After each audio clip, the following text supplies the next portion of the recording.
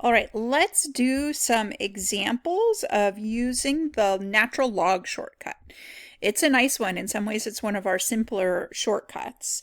So first function, h of x, is x squared times natural log of x. So basically, we're going to be practicing all of our original shortcuts, product rules, quotient rules, chain rules in the mix, and all of the functions we learned before this section.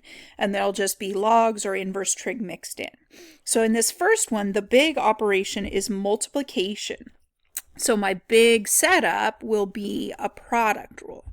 So I'm going to go second, natural log x, times the derivative of the first, derivative of x squared is 2x, plus the first times the derivative of the second.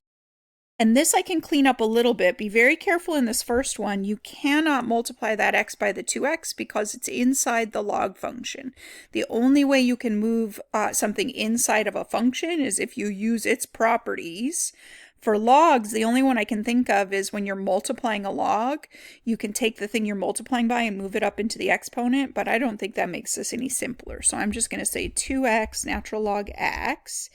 And then I can simplify x squared times 1 over x. I can cancel a single x out and say I just get x. So that is my derivative.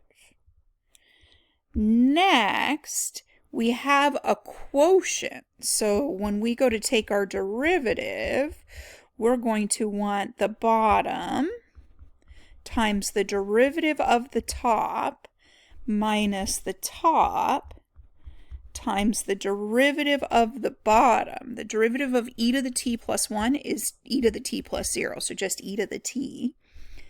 And then on the bottom, we'll have e to the t plus 1 squared.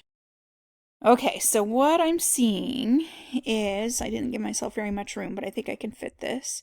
I'll end up with an e to the t over t plus 1 over t. That's distributing 1 over t in. Minus e to the t ln t. You don't have to rewrite the order there, but I just like that a little better. And then that's divided by e to the t plus 1 squared. Here I have fractions and fractions, so I do have a little more simplify to do. I'm going to multiply top and bottom by t. So I will end up with e to the t's cancel out in that one, plus 1, t's cancel out there as well. And then for that third multiplication, nothing cancels out. There's no denominator, so I'll get a t times e to the t times natural log of t. And then that's all over t times e to the t plus 1 squared. And that I would say is good. I don't see anything else that I need to do with that one.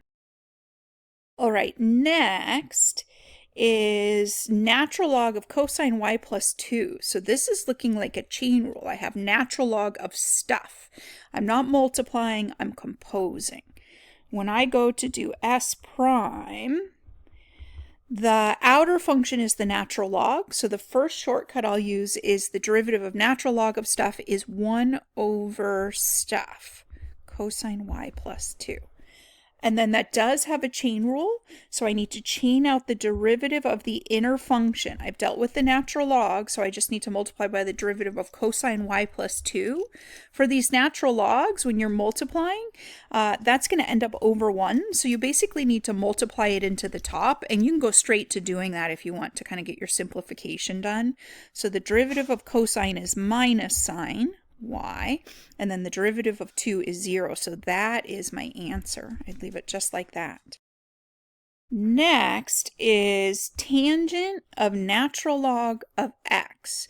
So again, this is all chain rule, all composition. I don't have addition, multiplication, division, none of that going on. The inner function this time is the natural log, and the outer function is the tangent. So when I go to take the derivative, I first do the tangent. The derivative of tangent is secant squared. I leave the inner function alone.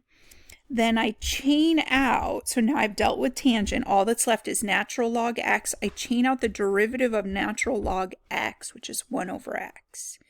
And you could leave that one written just like that, or if you want to, I kind of like mushing things into a single fraction. So you could multiply, it looks like this basically, multiply straight across, you get the secant squared on top and just the x on the bottom. All right, one more. The natural log of the natural log of z. This one sometimes messes with people a little bit, but it's a lot like the one we just did. This time the inner function is natural log and the outer function is natural log. So the beginning of this will be the natural log of stuff is 1 over stuff. And then the chain rule will be, I've dealt with the outer natural log. I need to multiply by the derivative of the inner natural log. And the derivative of natural log of z is 1 over z. So that's what I get.